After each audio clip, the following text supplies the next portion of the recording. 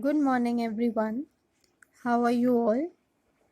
I hope you all are fine, and I also hope that all of you have started preparing your notes.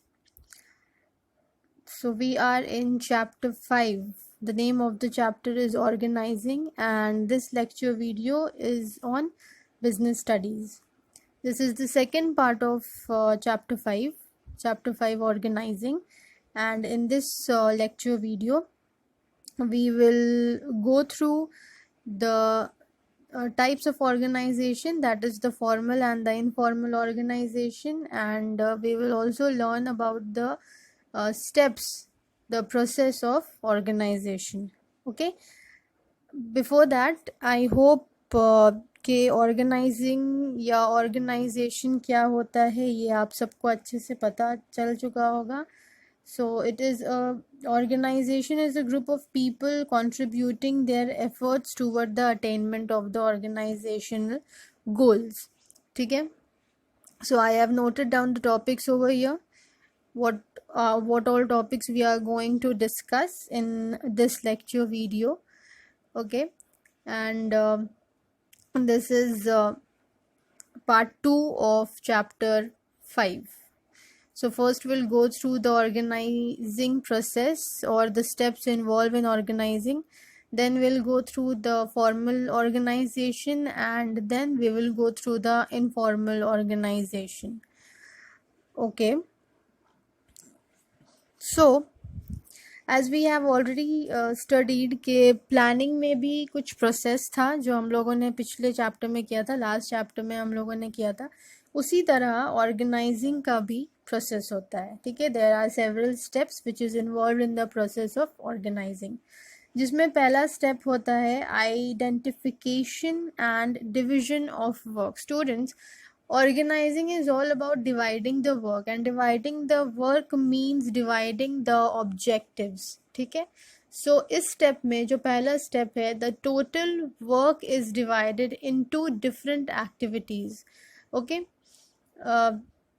for example, there are various activities in a television manufacturing company. Now कैसे शुरू होता है company, तो पहले purchase of raw material होता है, फिर उस रॉ मटेरियल के साथ कुछ मैन्युफैक्चर्ड गुड्स भी खरीदा जाता है, जैसे कि वायर हो गया, जैसे कि उसका बॉडी हो गया. ठीक है, so these all are the manufactured goods. उसके बाद गुड्स को स्टॉक किया जाता है, प्रोडक्शन होता है, फिर गुड्स को स्टॉक किया जाता है, फिर उसके बाद research, then advertisement, then sales, then financial management, then maintenance of accounts, then correspondence, and then arrangement of employees, and so on. So all these activities are different, and all these activities are performed by different person.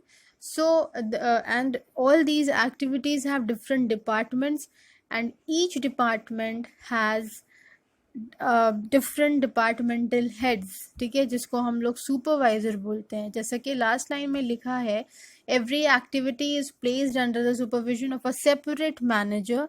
In this way, a person performs the same job time, and again consequently the benefit of specializations becomes available. ठीक है, तो each department performs their own job, and each department has their own supervisor who supervises them.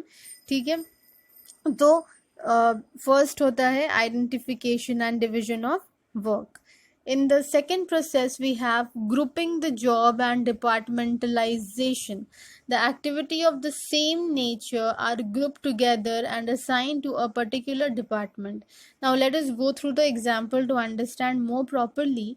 The purchase of raw material and the purchase of manufactured goods, ये काम कौन करता है? Purchasing department करता है. ठीक है, उसी तरह एडवर्टाइजमेंट एंड सेल का काम कौन करता है? मार्केटिंग डिपार्टमेंट करता है. ठीक है, in different other ways there are, जो हम लोग स्टेप नंबर 1 में डिफरेंट एक्टिविटीज़ पढ़े हैं, तो इसी तरह हर डिपार्टमेंट को अलग अलग जॉब दे दिया जाता है. ठीक है, यहाँ पे 2 डिपार्टमेंट, जो 2 मोस्ट कॉमन वेज है, उसमें नंबर ए है फंक्शनल डिपार्टमेंटेशन, नंबर बी है डिविजनल डिपार्टमेंटेशन. ना फंक्शनल डिपार्टमेंटेशन में होता है, in this department jobs related to common function are grouped under one department, ठीक है। लाइक प्रोडक्शन का अगर डिपार्टमेंट है तो वहाँ पे एक डिपार्टमेंट को एक काम दे दिया गया, वो प्रोडक्शन का ही काम करेगा, ठीक है। And B is divisional departmentation. इसका एग्जाम्पल हम इसलिए बताएं हैं क्योंकि ये थोड़ा अब मिक्सड अप हो जाएगा। If an organisation is producing 3 types of goods, ठीक है, टेक्सटाइल भी प्रोड्यूस कर रहा है, स्टेशनरी भी प्रोड्यूस कर रहा है एंड कॉस्मेटिक्स भी प्रोड्यूस कर रहा है। यहाँ पे सबका अलग अलग होगा, प्रोडक्शन टेक्सटाइल का अलग हो गया, सेल अलग हो गया, स्टेशनरी का अलग, कॉस्मेटिक्स का अलग, ठीक है। Now, number 3 is assignment of duties. At this stage, the responsibility of each individual or post is decided. Example, the purchase manager will be given the task of purchasing goods. Sales manager will be given the work of sale of goods and so on. ठीक है, so advertisement वाले को advertisement का काम मिलेगा, financial manager को the financial arrangements का काम मिलेगा। तो इस तरह से सब को अपनी अपनी ड्यूटीज़ असाइन कर दी जाती है। And while assigning these duties ये भी ध्यान रखा जाता है कि जिसको ड्यूटी असाइन किया जा रहा है whether that person is capable और नॉट, ठीक है। सो the capabilities of a person to whom the work is given is also taken into consideration, ठीक है। So point number 3 is assignment of duties. Okay. Yes. Now let us go through point number 4, that is establishing reporting relations. Okay.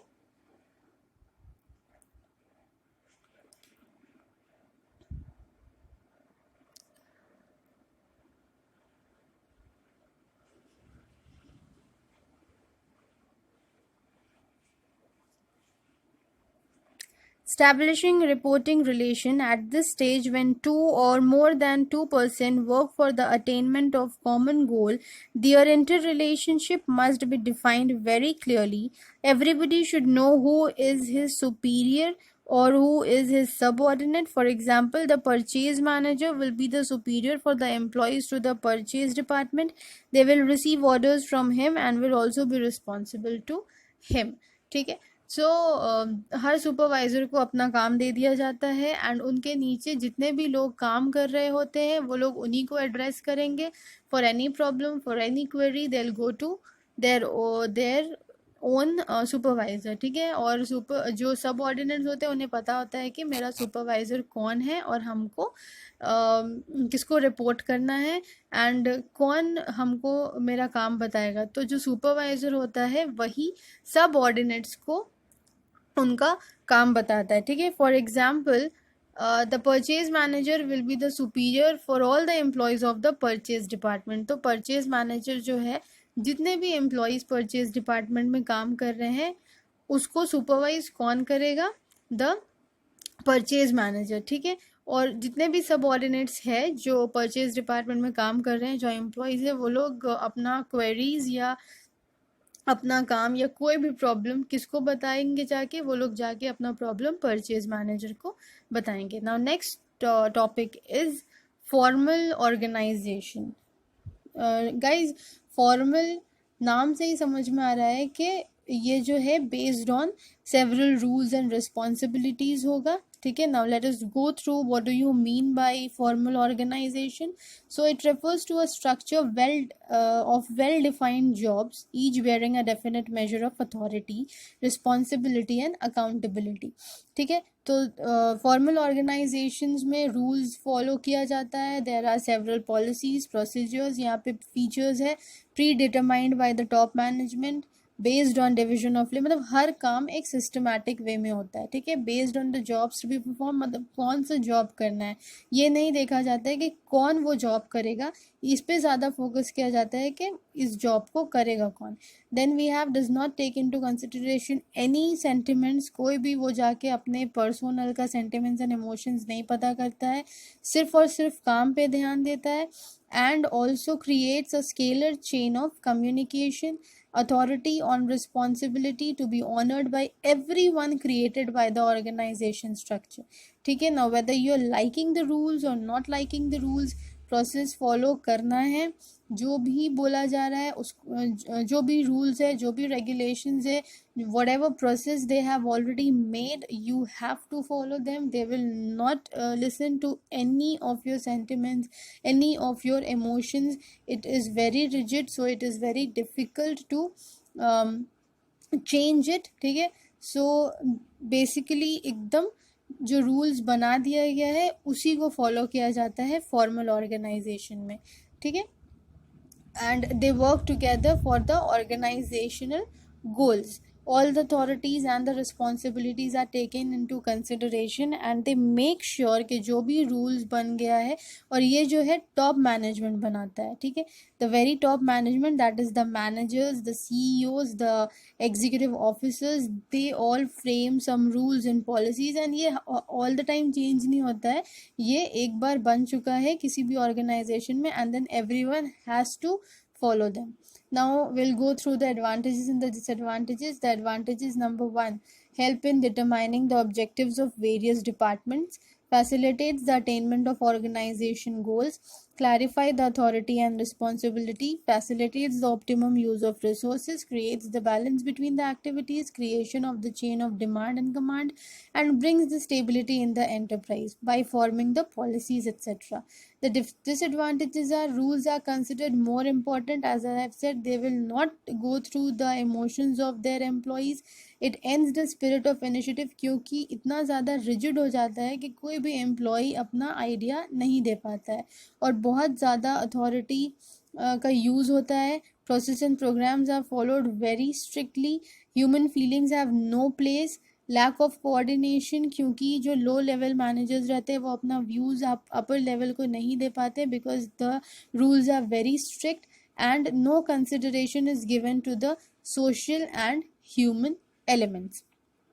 ठीक है, सो formal organisation एक तरह से देखा जाए तो काम एफिशिएंटली होता है, क्योंकि एक सिस्टमैटिक वे में होता है. उसी तरफ अगर हम लोग डिसएडवांटेजेस देखेंगे तो जो लोअर लेवल एम्प्लॉयज़ हैं, जो वर्कर्स हैं, जो सब ऑर्डिनेट्स हैं, वो लोग अपना प्रॉब्लम्स जो हैं अपने सुपीरियर्स को, अपने मैनेजर्स को नहीं बता पाते हैं, क्योंकि they cannot get into contact in a very friendly way. ठीक है, वो लोग मतलब जो भी रूल्स बोल दिया गया है, जो भी पॉलिसीज़ बता दी गई है, उसको फॉलो करना है, स्ट्रिक्टली एकदम फॉलो करना है, because they have no other option.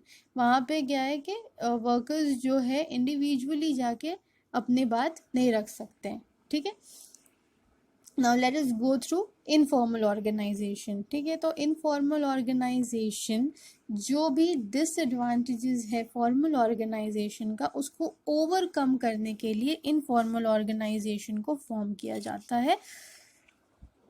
Like the formal organization defines the responsibility, authority and interrelation of people, but informal organization उस जगह पे बनाया जाता है जहाँ पे एक ही गोल के लिए लोग काम कर रहे हैं, ऑर्गेनाइजेशनल गोल के लिए लोग काम कर रहे हैं, and they have common interest, taste and relation, but their superiors, their supervisors are more friendly, so that the workers can share their emotions. ठीक है, और इन्हीं emotions को और यही सारे problems को share करने के लिए इनफॉर्मल ऑर्गेनाइजेशन को बनाया जाता है. These are unplanned. ठीक है, कोई भी एक ऐसा प्रॉब्लम अराइज हो जाता है या कोई ऐसा काम अराइज हो जाता है जिसके लिए इनफॉर्मल ऑर्गेनाइजेशन को बनाया जाता है. It's a natural process with no rules and regulations.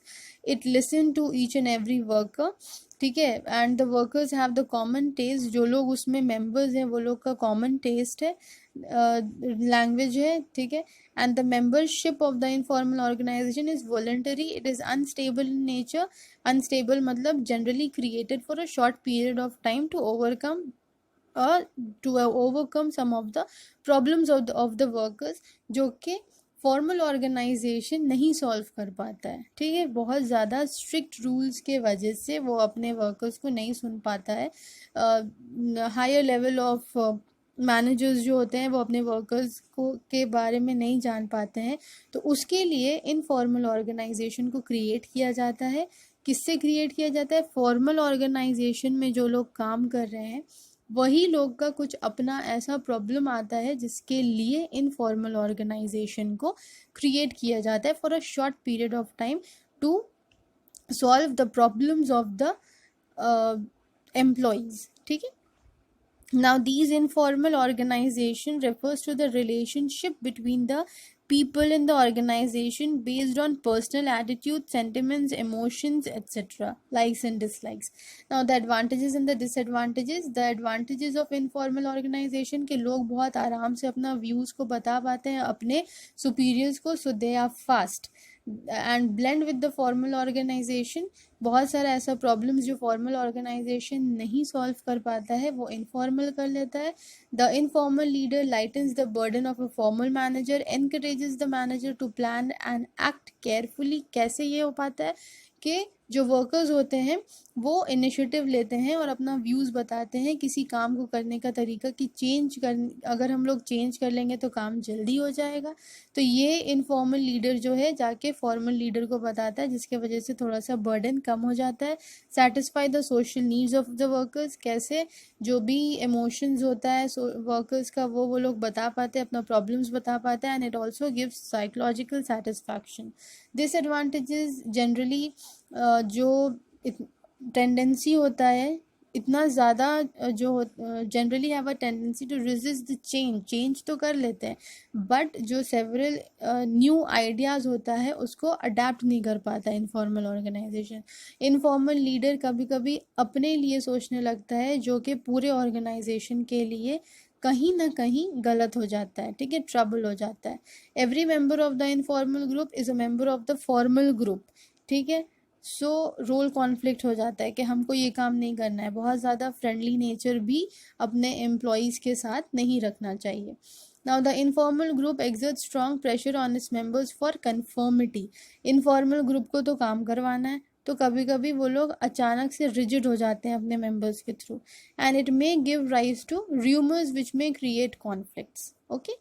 So we have done the second part of chapter 5.